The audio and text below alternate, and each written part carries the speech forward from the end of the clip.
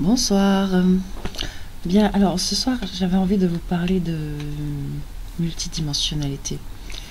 J'avais envie d'essayer de vous faire voir, de mon point de vue toujours, dans quel sens on parle de multidimensionnalité. Et en réalité, j'ai envie de vous dire qu'on devrait parler plutôt de fréquence, multifréquence, puisqu'il s'agit... Enfin bref, on va le voir. Je vais vous faire des petits dessins pour essayer de traduire ma pensée, en essayant de ne pas me perdre. Donc, on va commencer par notre corps mental, qui est très souvent divisé par l'hémisphère gauche et l'hémisphère droit. Je vous invite à regarder la vidéo sur la réunification du corps mental. Donc là, avec notre partie conscient, notre partie subconscient, je vais marquer sub, et ce que moi j'appelle notre supra-conscience. D'accord? Donc notre corps mental, le plan mental. Ensuite nous avons celui que nous appelons le corps émotionnel. Donc émotion, qui est lié à la mémoire à long terme, à la mémoire karmique, à l'expérience en règle générale.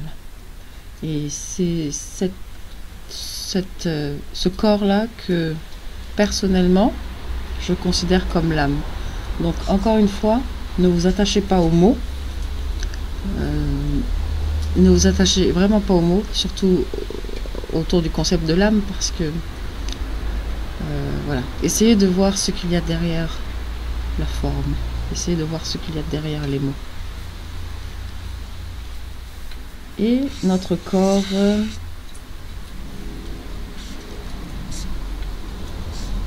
celui qui est lié à l'énergie vitale, souvent notre corps physique. On entend très souvent parler de nos 3 principaux centres ou de nos 3 cerveaux. Donc, ma perception à moi de ces centres, la voilà, en gros. Donc, ce centre-là, qui est lié au corps physique, à la matière également, au plan de matière. Je vais vous faire un autre dessin pour schématiser les plans. Et également lié aux instincts primaires, aux instincts de base. Ce corps-là, comme on l'a vu, est lié à la mémoire, au karma. Je vais marquer karma. Karma. C'est également ce plan-là que l'on appelle le plan astral. Et ce corps-là, c'est le corps mental. C'est celui que personnellement, là ici, on va pouvoir le séparer puisqu'il est très largement dissocié. Ce corps mental. Bon, je vous ai fait la base de mon tableau. Maintenant, je vous invite à considérer ce bonhomme que nous représentons tous comme un bâtiment avec plusieurs plans. Donc là, en l'occurrence, 3 plans. Le plan physique, le plan du corps physique, le plan émotionnel, le plan astral, le plan des émotions, de la mémoire, et le plan mental, le plan de l'esprit. Et dans ce plan mental, nous avons des divisions. On va y aller doucement. Cette partie-là de notre cerveau, cet hémisphère-là, est très intimement lié à notre corps physique, à nos sens physiques, à notre mémoire à court terme, à la génétique également. C'est notre côté de cerveau reptilien, dit reptilien. Il est très lié aux instincts primaires. Quant à cet hémisphère-là, qui est dit intuitif, émotionnel, c'est celui qui est intimement relié à notre mémoire à long terme, notre expérience, notre âme. Ok? Et il est également en lien très étroit avec le supra et le conscient. Communément appelé, donc là on va pouvoir utiliser une sémantique que beaucoup connaissent, qui est ego, âme, esprit. Trois grands principes, hein. On peut les retrouver dans ce sens ou là, c'est pareil. Donc l'équilibre dans nos corps. Bon, l'équilibre du corps physique est assez parfait en lui-même. Notre corps physique répond à un code génétique, un code, une programmation qui est assez exceptionnelle, il faut bien l'admettre. Votre corps physique est une machine incroyable. Et son équilibre se fait naturellement, sauf cas exceptionnel. Alors, par contre, au niveau de notre corps émotionnel, dans l'équilibre, nous n'y sommes pas du tout. D'ailleurs, j'ai envie de vous dire que vous voyez bien que souvent, notre perception des choses se situe ici. C'est-à-dire qu'on va uniquement utiliser nos 5 sens qui nous servent à percevoir le monde extérieur. Et on va le soumettre à notre analyse, forcément. Mais c'est cette perception-là qu'on va avoir. Et puis on va réagir. On va réagir, pourquoi? Parce que on est noyé ici. On est noyé dans l'eau de nos émotions et on ne sort pas de l'astral. On ne sort pas de ce monde-là. Et quand bien même notre subconscient arrive à nous communiquer des choses importantes, eh bien, tout ça est soumis, encore une fois, à notre analyse, à notre ego, qui pense qu'il gère et qu'il contrôle. Or, vous pouvez facilement voir dans ce dessin, en visualisant notre corps comme un bâtiment, que si vous avez un vous là, vous avez un vous là, un vous là, un vous là, qui communique, enfin un vous là, qui communique sans cesse avec vous, et vous ne faites que rester sur ce qui vient de là. Alors, imaginez, un jour, vous avez décidé de vous rendre à tel endroit et de prendre telle route. Et pour X raisons, vous avez un message, une intuition qui arrive et que vous dit non, non, prends plutôt à gauche. Eh bien, souvent l'intuition, elle va arriver de plus haut, d'une onde plus haute, et on va la soumettre et on ne va pas l'écouter. Pourtant, celui qui est là, cette partie de vous qui se trouve là, a une vue bien plus ample, bien plus vaste que celui qui se trouve de votre partie qui se trouve là. Vous voyez? Bien.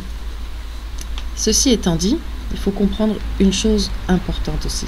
Bon, je vous parlais du plan astral pour l'équilibre. L'équilibre dans le plan astral, il va se trouver en sortant des émotions, en vous libérant des émotions. Il n'y a pas de secret. Il faut quelque part, il faut transmuter l'âme pour sortir du plan astral. Il faut s'alléger de l'âme. C'est peut-être compliqué à entendre ce que je dis parce que l'âme a bien été souvent mise sur un piédestal, mais l'âme, c'est que de la mémoire. C'est que c'est une roue, en fait. Le terme centre, en sanskrit, se dit chakra. C'est une roue. Et tant que nous nous trouvons là ou là ou là, eh bien, on ne fait que tourner avec cette roue. Le seul moyen de ne pas tourner avec cette roue, c'est d'être dans le centre. Je ne sais pas si mon dessin est... Bon, bref, mon centre n'est pas très au centre, mais vous l'aurez compris. C'est de se trouver dans l'œil du cyclone, comme on dit, pour ne pas subir le mouvement. Et une fois qu'on est dans l'œil du cyclone, eh ben, on va pouvoir accéder au plan, du coup, mental. Et il va falloir arriver à unifier ces deux hémisphères pour pouvoir... être en pleine créativité avec cette énergie-là.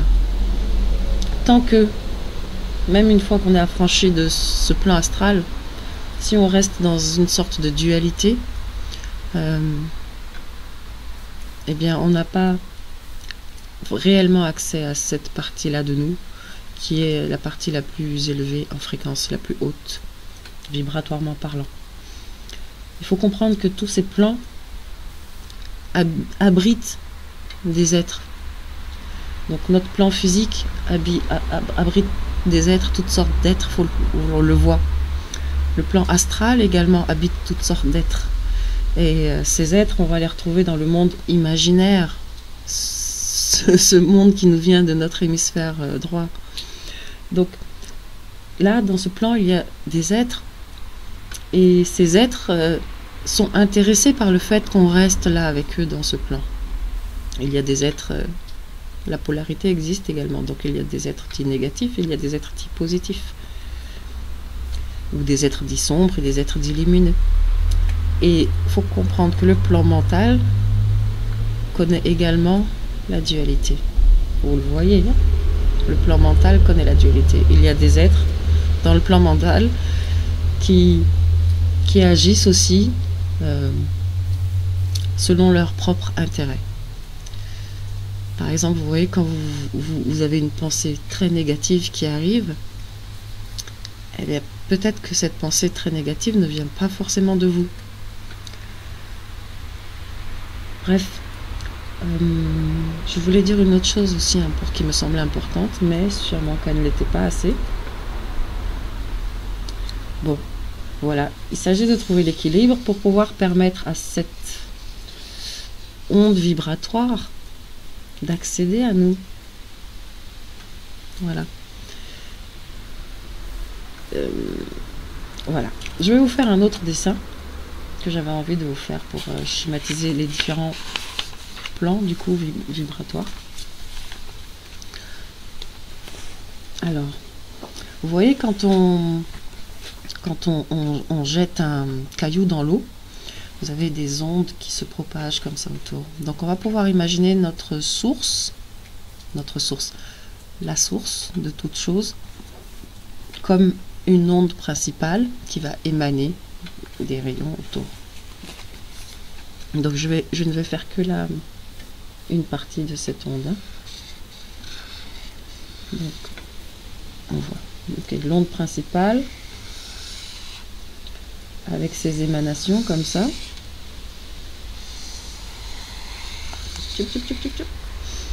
On peut continuer, hein. Ok. On peut continuer, mais j'aurais pu le faire en pointillé.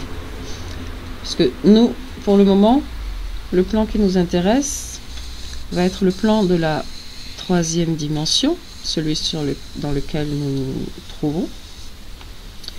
Et dans ce plan, vous avez l'être humain. D'accord? Donc nous avons une source principale. On va parler en matière de fréquence. Il faut vraiment le voir en matière de fréquence, en matière de densité. Comme l'éther. Donc l'éther, nous avons l'éther et la 3D, la matière. L'éther et la matière. Et il faut comprendre que c'est pareil en fait. Sauf que l'énergie s'est densifiée au fur et à mesure qu'elle s'est éloignée de cette source. Comme de la vapeur d'eau en fait, qui en s'éloignant de cette source de chaleur et en se densifiant va devenir de la glace, va devenir matière. C'est vraiment la vapeur et le bloc de glace, c'est la même chose dans des états différents. Donc nous sommes matière, et dans cette matière, dans ce plan matériel, vous allez retrouver le corps physique, le corps vital. D'accord? On peut différencier les deux. Donc là, un être humain qui n'a pas ce corps vital, on l'appelle un cadavre. Ok? Donc le plan humain, le plan physique de la matière. Ensuite, vous avez le plan astral, le plan de l'âme. Et dans ce plan de l'âme, vous avez le corps vital qui est intimement lié à ce corps astral. Ensuite, vous avez le corps mental. Le corps mental qui est intimement, pour lequel l'esprit, l'ego, est intimement lié, on va dire l'ego, est intimement lié à l'âme. Ça crée l'individualité, dans tous les cas. Et vous avez le mental dit inférieur et le mental dit supérieur. Tous ces corps sont intimement liés, interconnectés entre eux. Le corps physique interconnecté au corps émotionnel, interconnecté au corps mental, par tous ces corps entre eux. Yeah. C'est pour ça que on dit que quand l'esprit va pas bien, le corps va pas bien, et que quand le corps va pas bien, l'esprit va pas bien. Il y a en réalité tous ces corps-là qui dysfonctionnent à ce moment-là. Quand l'un ne va pas bien, quand le corps de matière ne va pas bien, en général, il y a un problème là, avant. C'est pour ça qu'il y a des maladies psychosomatiques, mais je crois que je viens de le dire. C'est pour ça qu'il y a également ce qu'on appelle l'effet placebo, parce que tout ce qui va être dans le plan astral s'inscrit la mémoire, l'expérience, les émotions. Dans le corps mental s'inscrit les croyances, les instructions mentales, les instructions subliminales, les croyances. Et il faut arriver à se défaire de tout ça, à s'alléger de tout ça, en fait, à se nettoyer, à se dépolluer pour pouvoir laisser passer cette énergie qui est si pure, si créative. Voilà pour les différents plans, pour essayer de... Voilà, faut pas oublier une chose importante, ceci dit, c'est qu'il y a d'autres sources. Il n'y en a pas qu'une.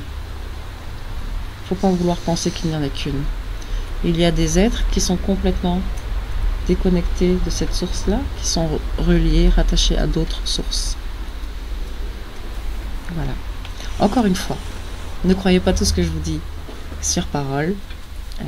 Prenez voilà. Écoutez juste et n'essayez pas trop d'analyser non plus. Ou enfin, n'intellectualisez pas trop. Et voilà. Je vous souhaite une très belle journée. Ou une belle soirée plutôt. Et je vous dis à très très bientôt. Ciao.